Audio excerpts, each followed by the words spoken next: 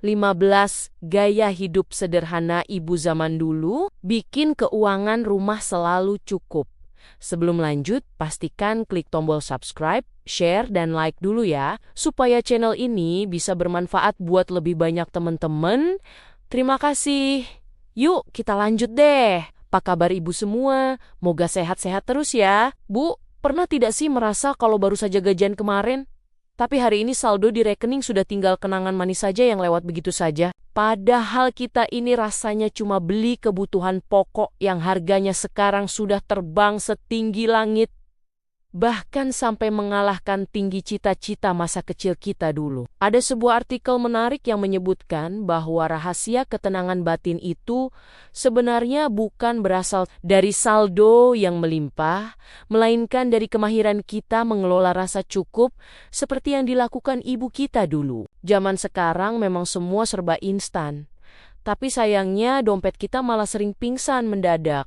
Karena kita terlalu sibuk mengejar gaya hidup orang lain yang belum tentu cocok dengan kantong sendiri. Itulah mengapa kita perlu banget menengok ke belakang dan belajar dari rahasia ibu zaman dulu agar keuangan rumah tangga kita tetap aman, terkendali di tengah gempuran harga yang makin tidak masuk akal ini. Gaya hidup pertama yang paling legendaris adalah kebiasaan mereka yang sangat rajin menabung uang koin di kaleng bekas biskuit atau celengan ayam yang beratnya bisa buat melempar maling. Ibu kita dulu kalau ada uang kembalian 100 rupiah pun pasti langsung masuk celengan, bukannya malah dipakai untuk menambah biaya paket, data, atau beli kopi kekinian yang harganya sebanding dengan beras 5 kilo. Selain itu, ibu zaman dulu itu adalah ratu masak sejati yang selalu mengusahakan makan di rumah dan pantang sekali pesan antar makanan lewat aplikasi yang biaya layanannya saja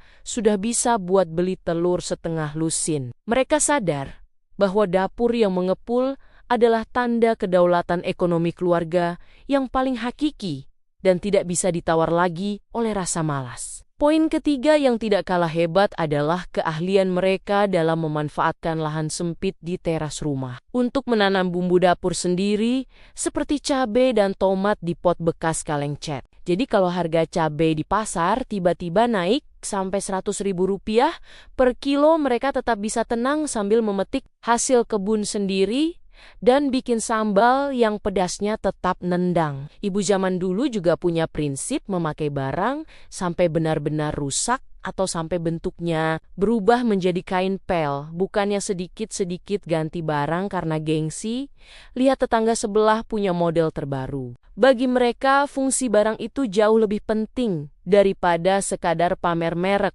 karena mereka tahu betul susahnya cari uang untuk membeli barang yang bermanfaat bagi keluarga. Selanjutnya ibu kita dulu itu jarang sekali jajan di luar, karena mereka lebih memilih untuk selalu membawa bekal buatan sendiri setiap kali harus bepergian jauh bersama keluarga. Ibu pasti ingat kan momen ikonik saat kita makan nasi uduk di pinggir jalan tol atau di dalam bus, pakai termos nasi besar yang isinya bisa buat mengenyangkan satu kampung. Mereka juga sangat teliti dalam mencatat setiap pengeluaran di buku kecil yang mungkin sampulnya sudah robek tapi isinya akurat sekali melebihi aplikasi akuntansi tercanggih manapun di dunia. Catatan itu adalah kompas bagi mereka untuk tahu kemana setiap rupiah pergi sehingga tidak ada uang yang hilang tanpa jejak seperti ditelan bumi. Gaya hidup ketujuh adalah mereka sangat hobi memperbaiki barang yang rusak ketimbang langsung membuangnya begitu saja ke tempat sampah karena merasa sayang dengan nilainya. Bayangkan saja kaos kaki yang sudah bolong di bagian jempol pun masih bisa dijahit dengan rapi oleh mereka sampai bentuknya jadi unik sekali, tapi tetap nyaman dipakai ke sekolah. Ibu zaman dulu juga rajin sekali berangkat ke pasar tradisional, pagi-pagi buta, demi mendapatkan harga paling murah dan sayuran paling segar yang baru turun dari mobil bak terbuka. Mereka bisa beradu tawar dengan pedagang sampai titik darah penghabisan hanya demi selisih uang 500 rupiah yang bagi mereka sangat berarti untuk tambahan uang saku anak. Poin ke-9 adalah mereka sangat menghargai setiap sisa makanan, sehingga tidak ada nasi sebutir pun yang boleh terbuang sia-sia dari piring macan kita. Kalau ada nasi sisa semalam, pasti besok paginya sudah disulap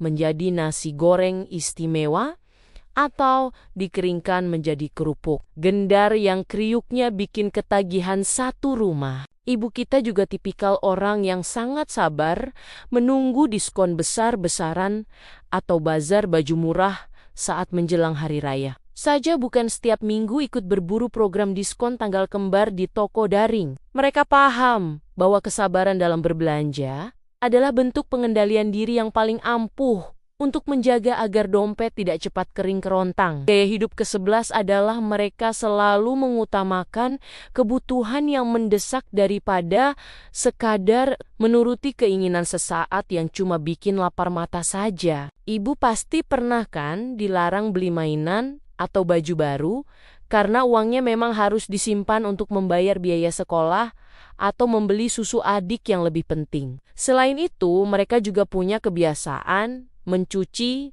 baju sendiri menggunakan tangan daripada harus memakai jasa Binatu yang tarif per kilonya bisa buat beli sabun cuci untuk stok sebulan penuh. Olahraga jari sambil mengucek baju. Ternyata bukan cuma bikin baju bersih, tapi juga bikin pengeluaran rumah tangga jadi jauh lebih sehat dan terkendali. Poin ke-13 adalah ibu zaman dulu itu sangat kreatif dalam menciptakan hiburan sendiri di dalam rumah tanpa harus pergi ke mall atau bioskop yang mahal. Cukup dengan main ular tangga bersama anak-anak atau sekadar kumpul di depan televisi, menonton berita sore sambil minum teh hangat sudah bisa bikin bahagia lahir batin. Mereka juga sangat menjaga hubungan baik dengan tetangga sekitar, sehingga kalau lagi butuh pinjaman alat masak atau bahan dapur, tinggal ketuk pintu sebelah saja tanpa perlu beli baru. Solidaritas sosial inilah yang membuat hidup mereka terasa lebih ringan, karena mereka tahu bahwa tetangga adalah saudara terdekat yang siap sedia membantu tanpa pamrih. Gaya hidup yang terakhir dan merupakan kunci dari segala keberkahan adalah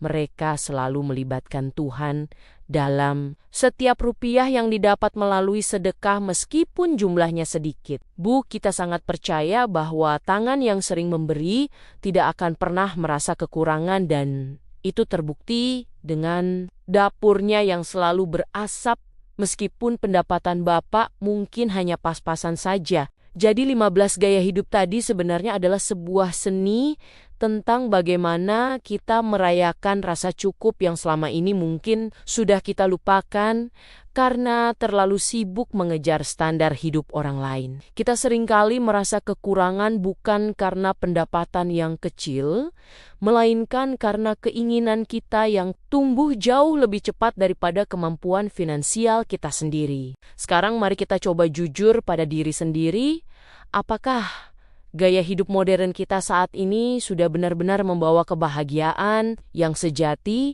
atau malah bikin kita stres setiap kali melihat tanggal tua? Kadang kita merasa paling modern dan hebat, padahal sebenarnya kita hanya menjadi budak cicilan demi konten di media sosial yang bahkan tidak peduli sama sekali dengan nasib dapur kita. Mari kita kembali belajar dari kesederhanaan ibu kita dulu, yang meskipun bajunya mungkin hanya itu saja, tapi hatinya selalu luas dan tabungannya selalu ada untuk masa depan kita. Hidup sederhana itu bukan berarti kita miskin atau ketinggalan zaman, tapi itu adalah bentuk kecerdasan dalam mengelola amanah, agar hidup kita tidak terus-terusan dikejar oleh bayang-bayang rasa kurang. Ibu pasti bisa kok mulai menerapkan kembali satu persatu gaya hidup lama ini.